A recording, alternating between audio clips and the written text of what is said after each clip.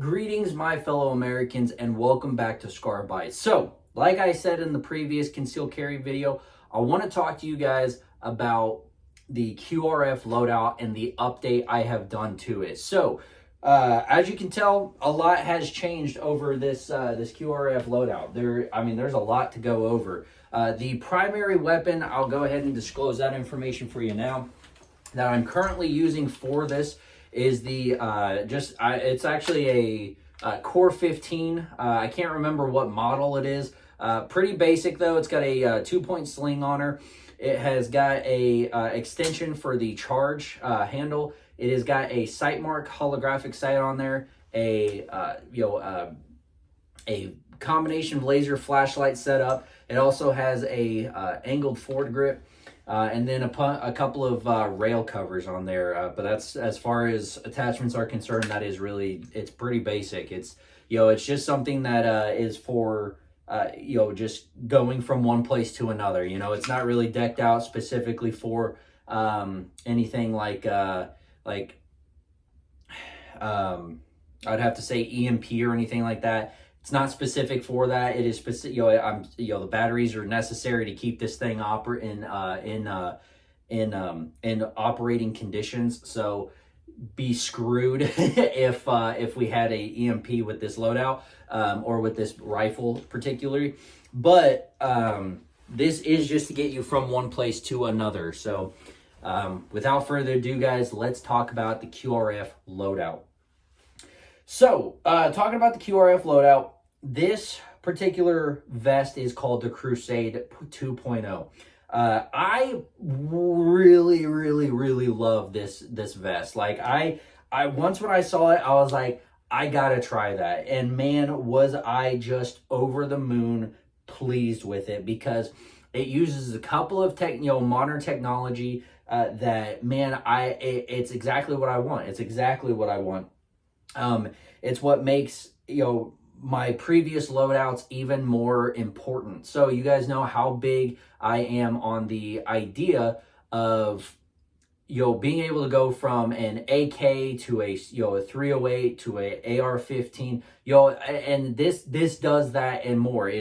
So it is using very new modern technology, such as elastic to mold the shape of that magazine. So currently I have 3 AR-15s, but I kid you not, I can demonstrate it if you guys would like to, but you can also take my word for it that I can go from double stacked Glock mags to double stacked 6 Sauer P320 mags, Beretta mags, 1911 single stacked mags. Also go from 308 caliber to 762 by 51, 762 by 39, 556, 223, 300 blackout. These magazine pouches can hold any magazine I have put in it as far as my arsenal is concerned, and that goes, that is just a pretty, I don't want to say wide, horizon. It's, I do have a very simple setup, or a simple arsenal, I would say, but as far as the range is concerned, as far as how big the calibers are, I mean, they go from as big as 308 to as small as 223. So that's pretty cool for rifle wise, at least. Being able to carry AK-47s, SCAR mags, M1A mags,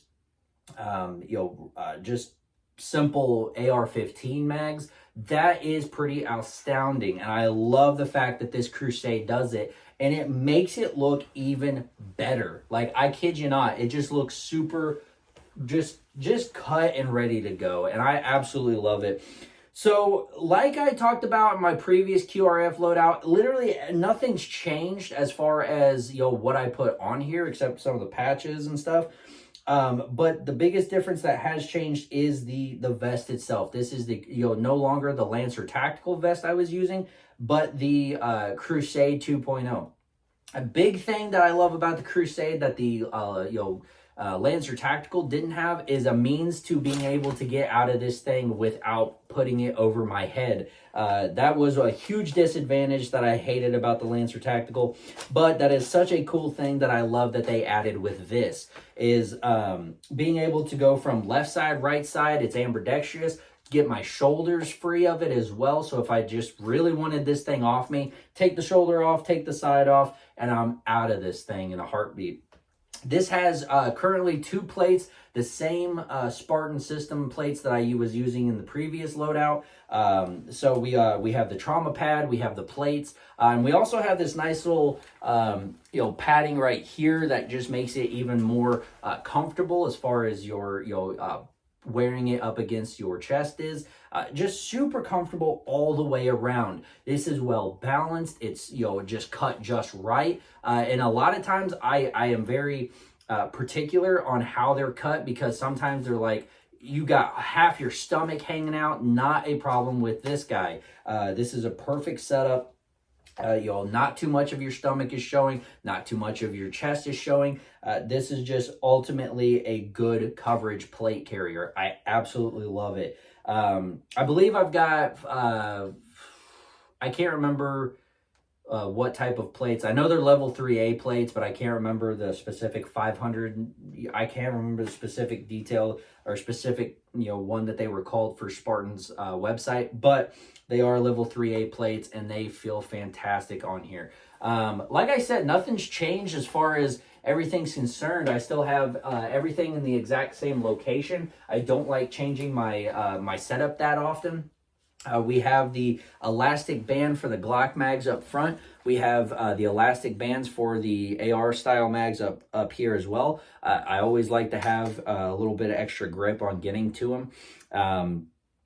The pistols are a little bit more easier because they're up front and whatnot. The ARs, on the other hand, I just wanted to make sure. I've got my medical stuff still. I've got my shears. I've got my my flex cuff cutters. I've got my shotgun shells. Nice little utility for like paperwork and stuff like that. Maybe license or concealed carry permits, whatever you need. I got my Demon Hunter patch. Got my captain's bars up there. Literally just for decoration. No hitting meeting or whatever. Still got my moss oak knife right here. Mossy oak. Absolutely love that. Fixed blade. Real nice, real tight. Have the ability for more stuff over here. I do have my utility pouch over here. Right now it's currently just carrying some extra stuff for me, but you could utilize that for anything and everything. When we're talking about the back here, I've got my hydration pack. I've got my tomahawk. I've got my tomahawk down here, my field axe, whatever you want to call it. And I do have a nice little utility pouch right here. Guys, just a little tip for anything that you put on your back is not meant for you. It's meant for the guys behind you. So if you're running with a squad or something like that, make sure that whatever they need, you have it on your back, and not whatever you need, put it on your back. Whatever they need goes up, goes back here. Whatever you need goes, in front of you. So that way it's more readily available to you. So without further ado, let's go jump into the battle belt and some of the big changes that I have made to that as well. So the battle belt, one of the biggest changes that I made, very similar to the biggest thing that I changed about the vest, was the belt itself. No longer that easily detachable and disattachable belt. It is still really easy to attach. I do give Range Max a lot of crap. I don't like Range Max. However, when we're talking about this basic of a belt, this is so basic, this is so minute as far as the loadout is concerned. I would absolutely be fine with a Range Max belt as far as this is concerned, right? As far as holsters or mag pouches or anything like that, dump it, get rid of it, it's garbage. Anyways, so fixed blade, basically what I tried to do with this, like I said in the last video with the QRF, is I wanted to have these to be able to work in junction of each other, but I also wanted it to be its own separate entity. So the battle belt has everything that I would be able to use for rifle, pistol, shotgun, and the chest rig has everything that I would need to use for rifle, pistol, shotgun, and a little bit extra than what the chest rig can carry, but I digress. It works better in conjunction, but it can work as a separate entity as well. So like I said, fixed blade knife, we've got the omnivore. We've got our dump pouch right here. We've got our nice little tourniquet back here, and we also have 2 mag pouches. These are AR-15 mags currently. We've got the shotgun shell loops on the outsides here, and then we got 2 Glock mag pouches right here. Like I said regarding the chest rig, being able to utilize my other weapons, not just AR-15 platforms, but the SCAR, the M1A, being able to go from other magazines, to go from other rifles utilizing different magazines is so crucial in a kind of a Red Dawn scenario. If you go from using American weaponry, but then your ammo becomes scarce, being able to pick up a weapon and utilize that weapon only, being able to swap out the mags with that changes the game, man. I'm not playing. I mean, it's meant for being able to be adaptable to the situation that you find yourself in, being able to put away your own weapon and go to change it out a little bit if you have to, but changing the weapon, not changing where it's placed, because if you want to be instinctual about it, you're going to want to just leave it where it's at, utilize it to where what is familiar to you, not changing everything, and you have to reset your brain, reset your hand-eye coordination, reset everything based on location on your person, right? So don't change the fundamentals of it, change the weaponry, and train yourself on different weapons and tactics and drills, as far as going from a AR platform to an AK platform, because they're drastically different. Reloading, everything is different on those 2 different platforms. So get trained with that, get familiar with that, dry fire, do whatever you have to do to become very familiar with it. But anyways, guys, that's pretty much it. Like I said, not a lot has changed, just the foundation of it, I guess you could say. The general belt itself has changed, the chest rig has changed, but everything is pretty much still the same as it was. Still have the gas mask loop right here, just don't have it on me.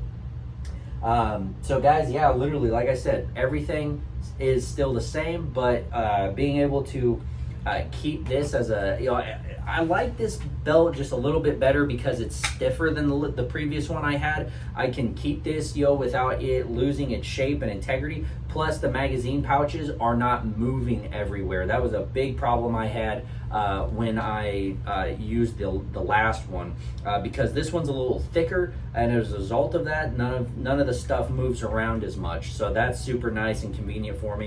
So when you go from having it hung up somewhere, you go to put it on, it's just that simple, just that easy, QRF style, exactly what we want in a oh crap situation. So thank you guys so much for watching. I hope you guys really did enjoy the video. Let me know if there's anything that I missed, and let me know if there's anything that may have helped you come up with your own idea as far as your own quick reaction loadout, or QRF, whatever you want to call it. Maybe just home defense, maybe just invasion, whatever you want to call it. Your doomsday scenario loadout. Let me know if I've helped in any way, or maybe teach me some tips and tricks that could benefit in the long run. But I've been doing this for a long period of time, and I think I finally got it to where I like it.